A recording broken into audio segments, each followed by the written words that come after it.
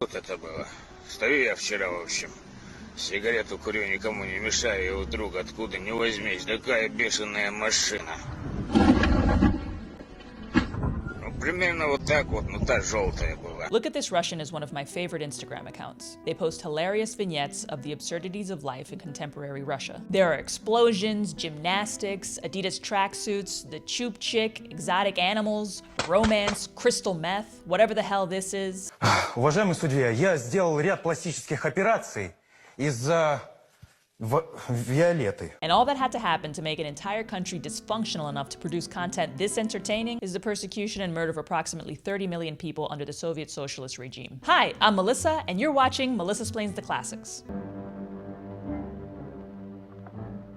Americans tend not to know much about Russian history. Hollywood wartime propaganda movies portray Soviet Russians as an entertaining mix of alcoholics, bumbling bureaucrats, closeted capitalists, and Stalin-worshipping emotionless terminators. You like me just a little bit?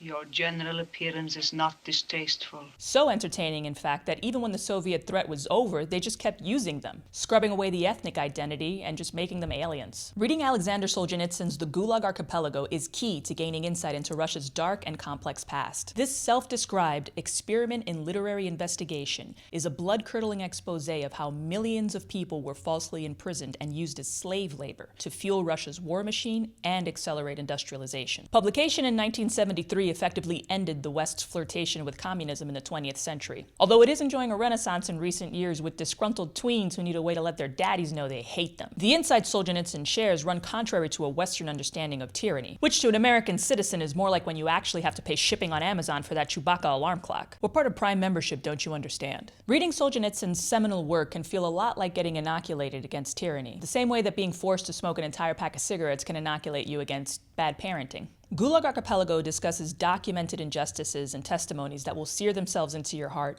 rip away the illusion of 20th century progress, leave you with a moral imperative to fight evil, and a lollipop of clever irony to help you cope with what you just read.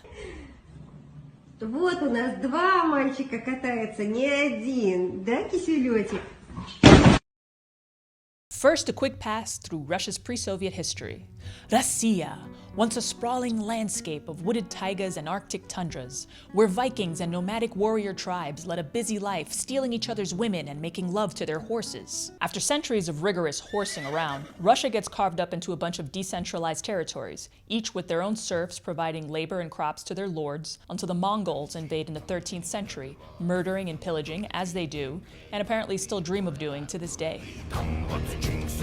Uninterested in establishing government or rule of law, which would have involved paperwork, which for the Mongols is probably what they called wiping their asses after taking a dump in the chest cavities of their enemies, the Mongols demand a system of payment in exchange for not killing everybody. The Russian aristocracy obliged, squeezing their peasants for more labor and crops like a desperate man with no arms and an itchy butthole squeezing the last drop out of a tube of hemorrhoid cream. After the Mongols were finally driven out in the 15th century, Russia continued to centralize around the supreme rule of a czar, unlike the rest of medieval Europe where plagues and industrialization had increased the demand for labor. This gave peasants the bargaining power to negotiate for crazy things like getting paid for work or making eye contact with the boss on casual Fridays. At around the same time, a growing class of wealthy and influential merchants and the like negotiated for more decentralized government. The Russian aristocracy, on the other hand, were not motivated to decentralize or industrialize. They were already filthy rich profiting off of peasant farm labor, who couldn't organize a protest anyway because they were always drunk off of the vodka sold to them from aristocrat-owned distilleries. That is, until they got their asses handed to them in the Crimean War and then realized maybe it's not a good idea to just own serfs. For one thing, unlike potatoes, they don't make good projectiles. They realized that Russia needed to industrialize in order to make it possible to manufacture weapons and supplies. First, they tried freeing their serfs.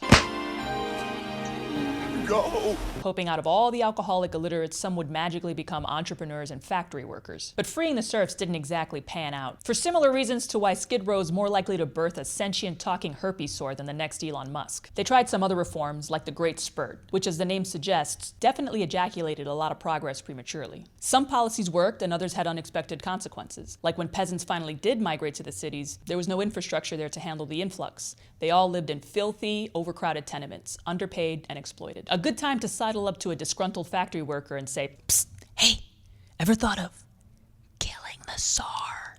Anyway, in 1917, the peaceful October Revolution overthrows Russian imperial rule, the laborers are freed from capitalism, and their former bourgeoisie oppressors eventually see the error of their ways and enthusiastically give up their land, money, and privilege to join the working class. Everybody lives a happy, fulfilling life, sharing everything equally and fairly, and nobody is ever sad or hungry again, is what didn't happen. After a violent coup, the Bolsheviks inflict a reign of terror, murder, torture, slavery, and mass incarceration that goes down as one of the most horrific totalitarian governments in human history. Идет охота на волков, идет охота на серых хищников, матерых и щенков.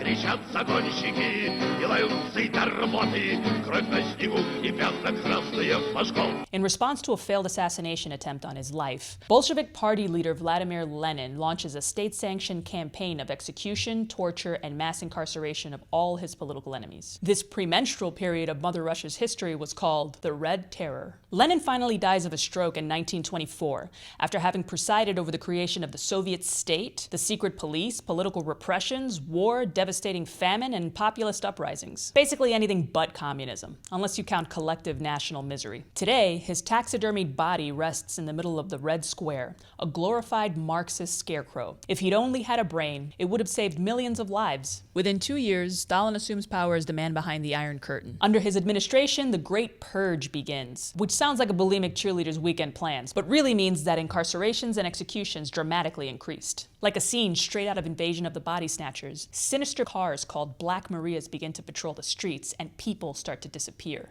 First a local mailman, a teacher, somebody's mom. The reasons for being charged with a crime were so trivial that it added a terrifying level of absurdity to these arrests. You could be detained just for doodling a missing tooth on a picture of Stalin in the morning paper, or drawing a penis next to his mouth, or Stalin having sex with a donkey, or maybe blowing Hitler, or maybe Hitler and the donkey are blowing each other, and Stalin's just watching in a cuckold-type scenario, while also crying and also ejaculating into a fedora. In 1945, Solzhenitsyn was seized and placed under arrest after letters he had written to a friend criticizing Stalin were intercepted by the secret police. He was charged under Soviet Penal Code 58, distribution of anti-Soviet propaganda and founding a hostile organization of 2 people, the latter of which is a crime committed in every bad marriage. He was sentenced to 8 years in a labor camp, followed by internal exile. They used to do external exile until they realized that being sentenced to live outside the Soviet Union is like being sentenced to an all-expense-paid trip to Aruba. Solzhenitsyn was taken to a transport prison to await interrogation and begin the sadistic, bureaucratic process known as prisoner rehabilitation. Although saying sadistic and bureaucratic in the same sentence is a little redundant. Also, bear in mind that as millions are dying inside of the prisons, millions more are dying outside of them from war, violent crime, and starvation. Except for the elite party members.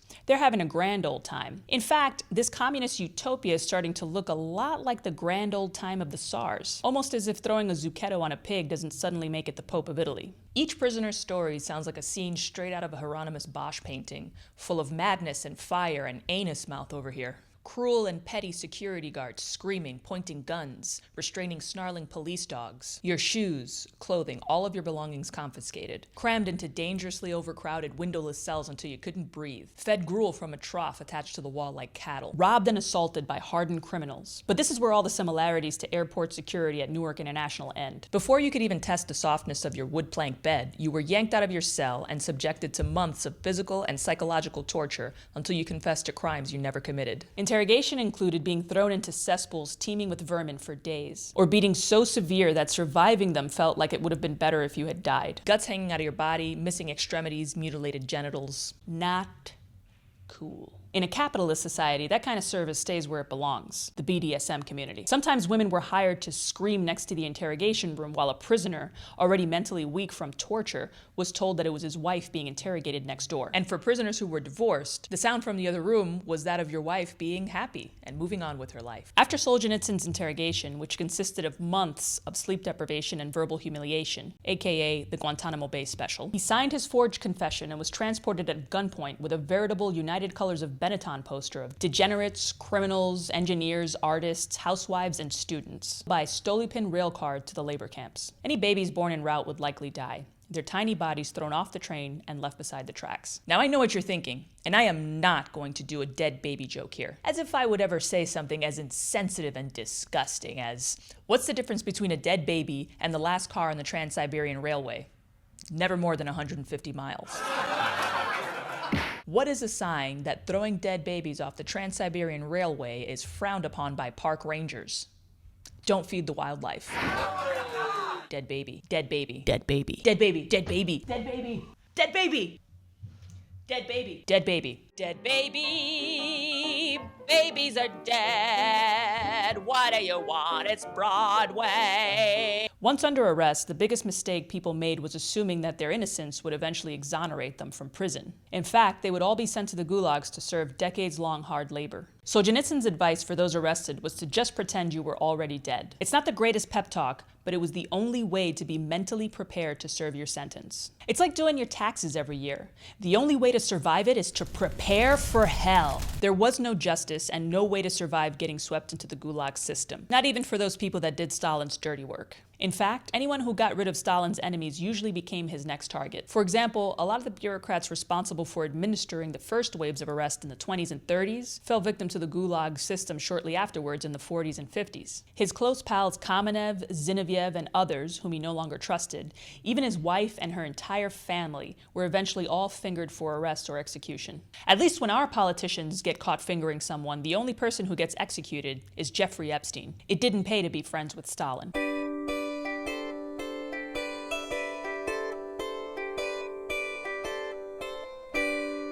Why do birds suddenly appear every time you are near? Just like me, they long to be close to you.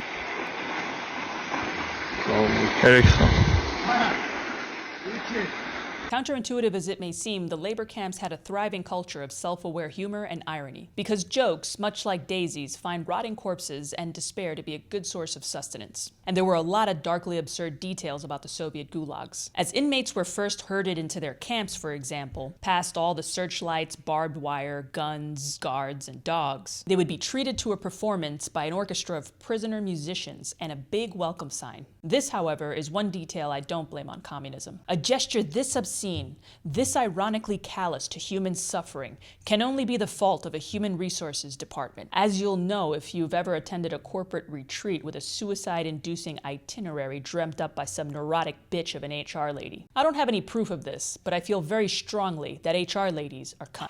The camp is where the real shit show begins, the Gulag, an acronym in Russian that stands for Chief Administration of Collective Labor Camps. Or the direct translation, gratuitous, unbearable labor, anal rape, and gruel. If your camp had overcrowded, lice-ridden huts, a communal bucket for a toilet, and temperatures so low that you'd wake up some mornings to find that your hair and shirt had frozen to the wall, you were lucky. You hadn't frozen to death, and it was better than arriving at the camp before some incompetent bureaucrat had even remembered to build it, leaving you stranded in some godforsaken frozen tundra or some mosquito-infested swamp with no shelter at all. In America, only the biggest morons voluntarily camp out in these conditions, usually to attend a Blink-182 reunion concert. Criminals and camp guards would steal all the best foods from the kitchen, leaving everyone else to dine on watery gruel with literal trash floating on top, and a small ration of bread made of sawdust and flour. The kind of meal Gwyneth Paltrow tells journalists she has for her pussy-scented candlelit dinners. The hunger was so bad that when a prisoner died,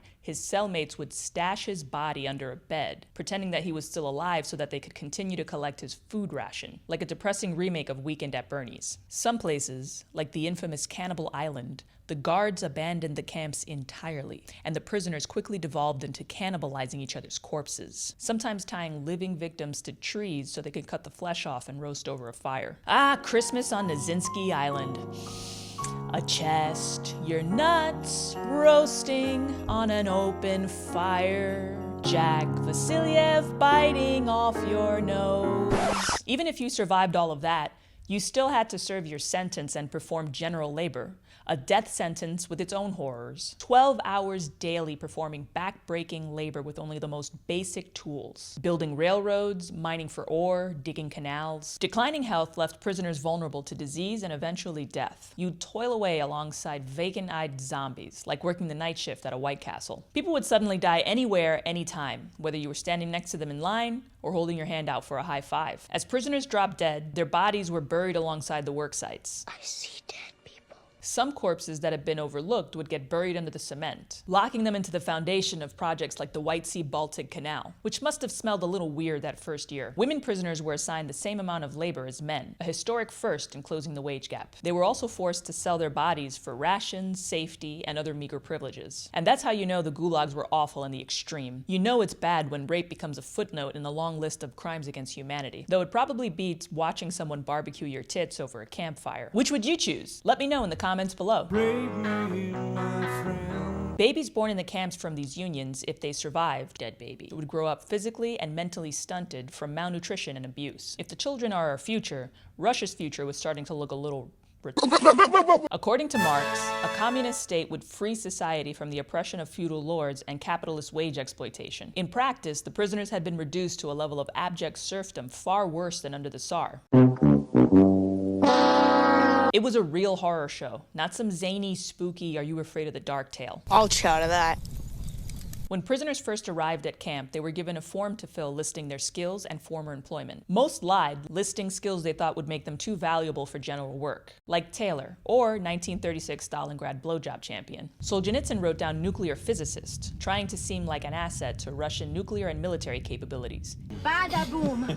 Big boom, big bada boom. And it worked. He was whisked out of his camp and sent to a sharashka, secret research and development laboratories where the prisoners were given warm beds at night and enough food to eat. For 12 hours a day, he sat at his desk, pretending to perform calculations while really working on his novel. A lot like me and every job I've ever had, still working on my novel. After a few years in the Sharashka, Solzhenitsyn was sent back to the camps. He was taken to an MVD special camp and assigned work as a bricklayer for the remainder of his sentence. He spent all his free time writing and memorizing the lines of his manuscript. One of the most striking insights Solzhenitsyn shares in the Gulag Archipelago is that bearing personal responsibility for having been imprisoned in the camps is what helped him survive. As counterintuitive as it may seem, he found it crucial to own up to the fact that he was not just a victim of the camps, but as a former Red Army soldier, Marxist, and guy who once called Stalin a loser in a letter to a friend, he recognized that he had been complicit to some degree in orchestrating his plight. To the extent that it was his to do so, taking personal responsibility allowed him to recenter the locus of control of his life away from camp oppressions and back within his own mind, allowing him to achieve a level of inner strength and spiritual peace. And that's the story of how Solzhenitsyn and others like him in the gulags achieved nirvana,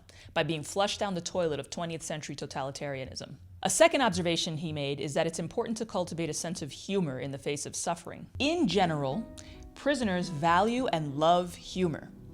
And this is the best evidence of all of the healthy psychological state of those who manage not to die during their first year. Humor is their constant ally, without which, very likely, life in the gulags would be totally impossible. It's not just that humor helped people survive. When people say that, they're missing the point. It's specifically so-called dark or offensive humor that provides true psychological catharsis for trauma. Because many people today have the luxury of insulating themselves against the darker aspects of society, mainstream media institutions have come to enable this pacification with sanitized, superficially inoffensive, appropriate forms of clowning passed off as comedy. The kind of humor that's always state and corporate funded, because it's an effective way to encourage conformity and consolidate social control. But it's dark humor specifically that has the capacity to deliver an individual from existential paralysis. So, how can we save a society suffering from a serious case of HR Lady the Netflix special? Simple.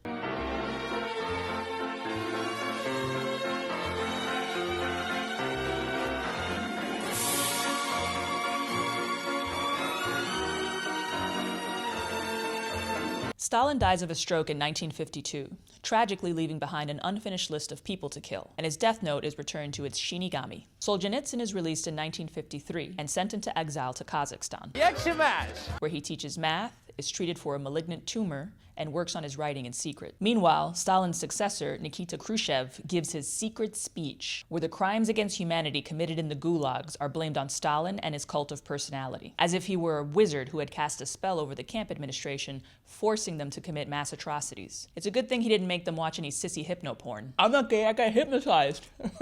Political prisoners are universally pardoned from exile. Censorship is relaxed, and Solzhenitsyn is allowed to return to society and openly be a writer again. I wish not to hate anybody.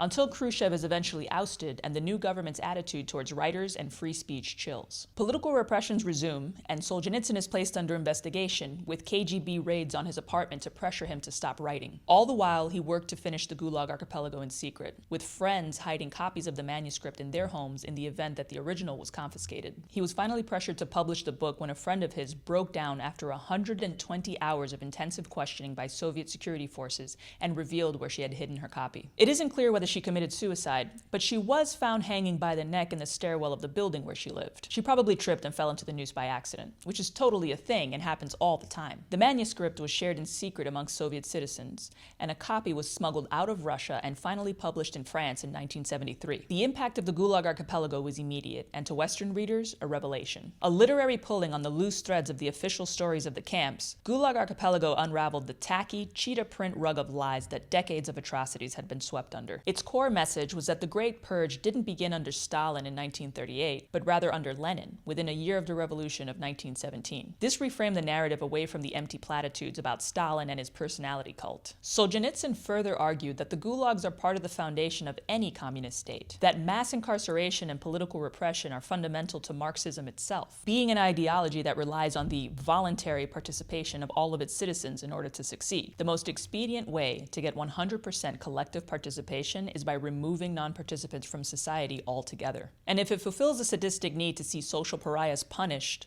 while also solving the problem of finding a cheap labor force to make your country a global power, so much the better. He pointed out that revolutions inherently cause chaos and instability, leaving societies vulnerable to whatever form of tyranny is most salient at the time. For Russian communism in the 20th century, it was an absolutist dictatorship supported by a pseudo-aristocratic class. Today, it could be a cabal of HR ladies, the most sadistic, malicious, resentful people on the planet. Within a few months of publication, Solzhenitsyn was exiled from the Soviet Union and sent to West Germany. The Soviet secret police continued to investigate and compile a dossier on him, and attempted to assassinate his public image with propaganda. This included his ex-wife, who had since married a KGB officer, releasing a book through a KGB-run publishing house, which accused him of being a tyrannical husband and exaggerating the abuses of the camps. The pro-socialist New York Times, true to form, wondered aloud in editorials whether he was a racist, Nazi, anti-Semite with small hands. The Soviet government even attempted to regular assassinate him using a chemical agent, leaving him seriously ill, but he survived. In the middle of all of that, Solzhenitsyn married a math teacher who looks like she wants to give him a hot sponge bath every time he makes a public appearance, and started a small family with her. At first, Western society embraced Solzhenitsyn, especially the American conservative movement, which invited him to crash at the Hoover Institute when he got to the US. Tyranny? He was awarded the Nobel Prize in Literature and invited to speak at Harvard, where enthusiasm for his story began to wane after he started lecturing them on what he called American culture's materialism, lack of spirituality,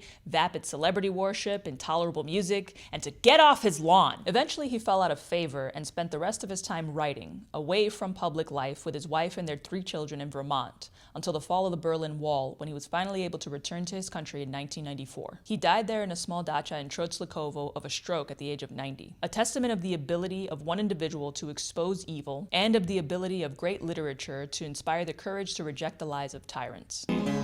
Пропадаю, пропадаю, чуть помедленнее кони.